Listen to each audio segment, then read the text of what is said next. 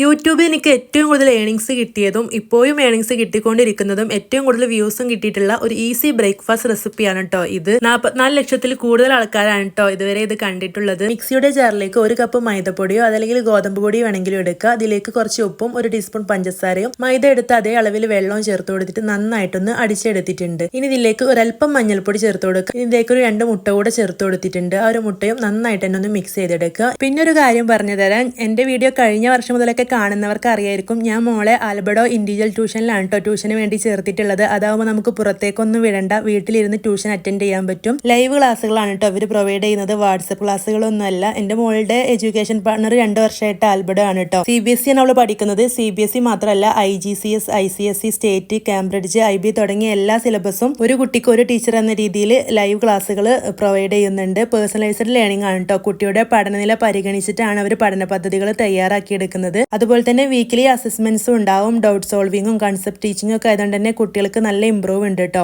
ഇത് മാത്രമല്ല parent app സപ്പോർട്ടും അവർ പ്രൊവൈഡ് ചെയ്യുന്നുണ്ട്. രക്ഷിതാക്കൾക്ക് ക്ലാസ് റിപ്പോർട്ടുകളും മാർക്കുകളും അധ്യാപകരുടെ ഫീഡ്ബാക്ക് ഒക്കെ അറിയാൻ പറ്റും. സ്ക്രീനിൽ കാണിക്കുന്ന YT0042 എന്ന കൂപ്പൺ കോഡ് ഉപയോഗിച്ചിട്ട് ജോയിൻ ചെയ്യുകയാണെങ്കിൽ നിങ്ങൾക്ക് നല്ല ഇളവ് ലഭിക്കും. കോൺടാക്ട് നമ്പറും കൊടുത്തിട്ടുണ്ട്. ഇനി പാന് ഗ്യാസ് സ്റ്റോപ്പിൽ വെച്ച് കൊടുത്തിട്ട് ഓരോ തവി മാവ് ഒഴിച്ച് ഇതുപോലെ ഒന്ന് ചുറ്റിച്ചെടുക്കുക. 2-3 പ്രാവശ്യം തിരിച്ചു മറിച്ചൊക്കെ ഇട്ട് കൊടുക്കുമ്പോൾ ഇതുപോലെ നന്നായിട്ട് തന്നെ പൊങ്ങി വരും കേട്ടോ. ഇഷ്ടമായ മറക്കാതെ ലൈക്ക് ചെയ്യണേ.